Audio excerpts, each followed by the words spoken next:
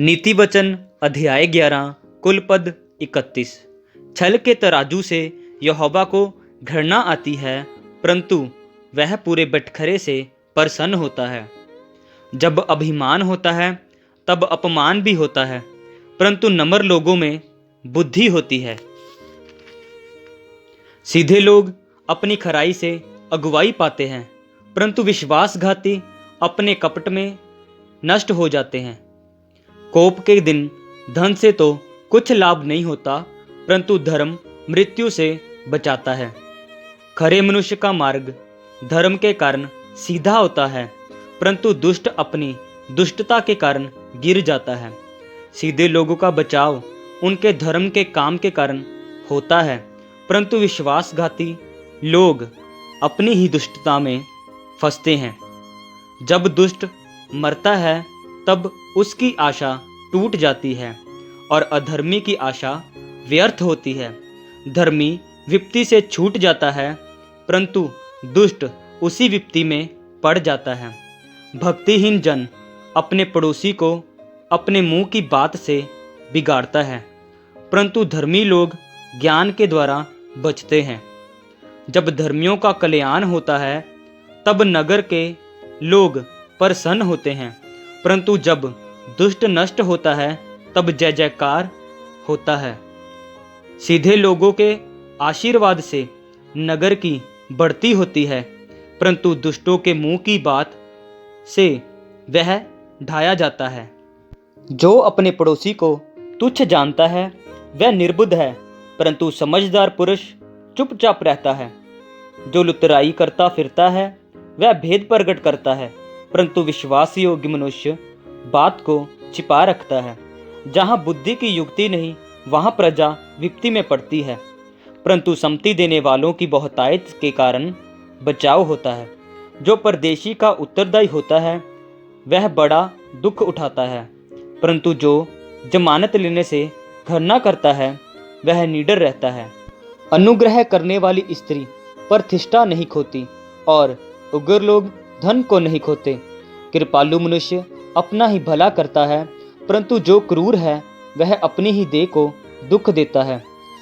दुष्ट मिथ्या कमाई कमाता है, परंतु जो धर्म का बीज बोता वह निश्चय फल पाता है। जो धर्म में दृढ़ रहता वह जीवन पाता है, परंतु जो बुराई का पीछा करता वह मृत्यु का कोर हो जाता है।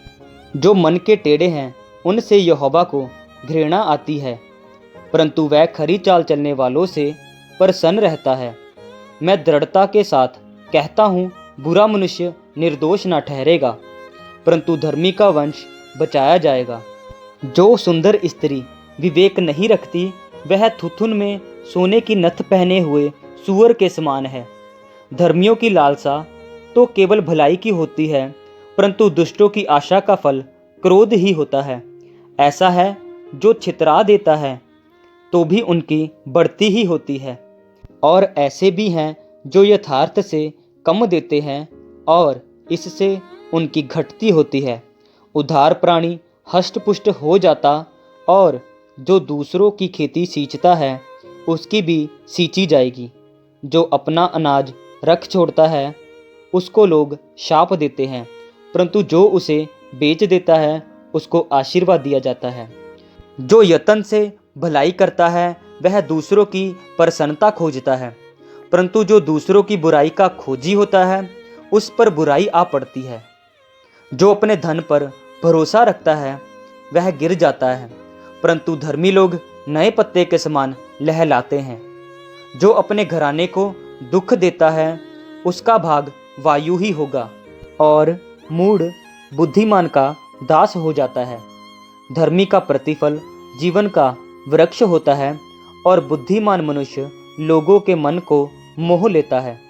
देख, धर्मी को पृथ्वी पर फल मिलेगा तो निश्चय है दुष्ट और पापी को भी मिलेगा। आमीन। मेरे प्रियो, आज के इस अध्याय में परमेश्वर का वचन हमें सिखाता है कि हमें किसी को भी तुच्छ नहीं जानना, क्योंकि वचन में लिखा है जो अपने पड़ोसी को तुच्छ जानता है वह निर्बुद्ध है, परंतु समझदार पुरुष चुपचाप रहता है।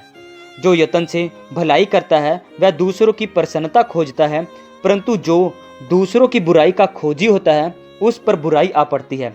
मेरे प्रियो, यहाँ पर वचन हमें सिखाता है कि हमें दूसरों की बुराइयों को नहीं खोजना, क्योंकि जो बुराइयों को खोजता है उस पर खुद पर बुराई आ पड़ेगी।